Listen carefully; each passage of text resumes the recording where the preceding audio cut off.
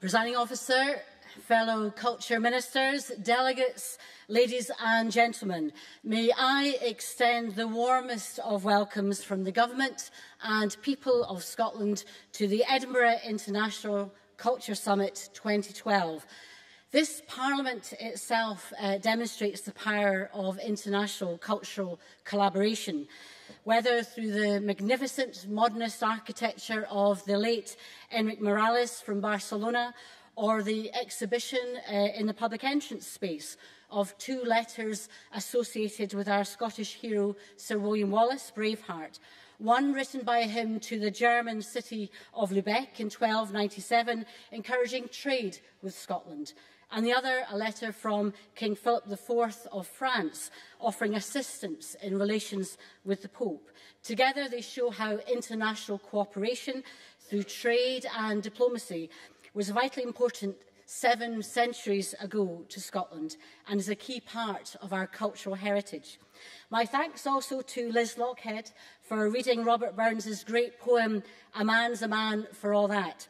Now, I grew up in Robert Burns's birthplace in Alloway, so his message of brotherly love the world o'er has long inspired me and matches the aim of this international summit.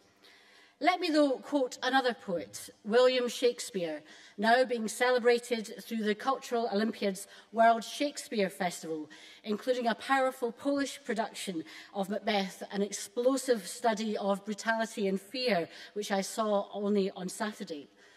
In The Merchant of Venice, Shakespeare wrote, the man that hath no music in himself, nor is not moved with concord of sweet sounds, is fit for treasons, stratagems, and spoils. The motion of his spirit are dull as night, and his affections dark as Erebus. Let no such man be trusted. Mark the music. So music, culture, the arts helps us build trust. Trust and understanding are the foundations for relationships between people and nations. They have the power to move and motivate, and that is what we invite you to discuss. We saw the dramatic impact of the performing arts in Danny Boyle's opening ceremony for this year's Olympics and in yesterday's closing ceremony. The Olympics, though, are not just a one-off event, however dramatic, but also an enduring movement, creating international sporting connections. So I hope that this summit can leave a similarly lasting legacy of increased cultural dialogue between nations. The presiding officer reminded us that Edinburgh International Festival started in 1947, and of course the last London Olympics were in 1948, in a time of austerity just as we have now. And the lesson to draw is even in difficult times, there is space for new ventures like this summit, and that the creative arts and industries are key to economic and indeed social recovery, rather than a distraction from it. And this is one of the reasons in Scotland we are protecting our culture budgets. But for many countries, the times are promising rather than difficult.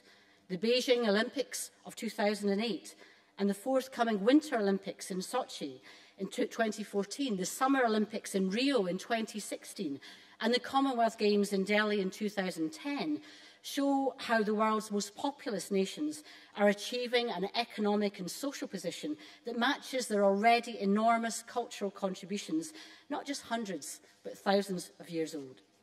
Here in Scotland, we look forward to the Commonwealth Games in Glasgow in 2014, and these Olympics have provided a great platform for that.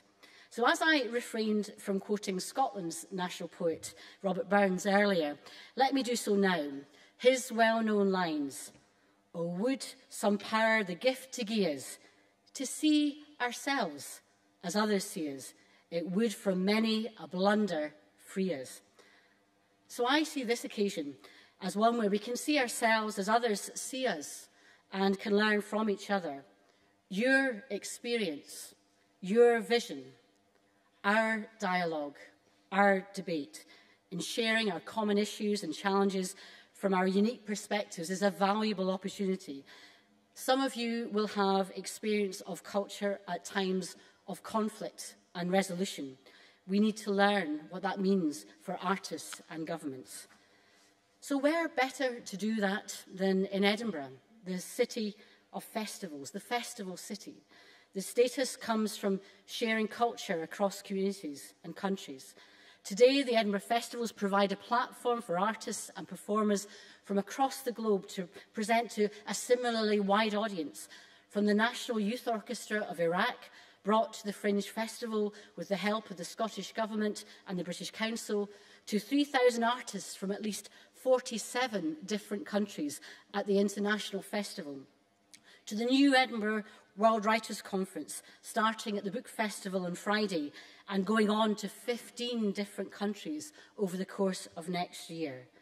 All this shows how culture and the arts translate ideas into a common language that transcends societal differences and builds long-term relationships and trust between nations. So take this opportunity to build relationships with each other, to challenge each other, to engage in a dialogue about the future in this city of ideas and the Enlightenment, and take the opportunity too to experience Edinburgh, now at the height of its festival season, to enjoy our culture and our hospitality, but above all, our very warm welcome. Thank you.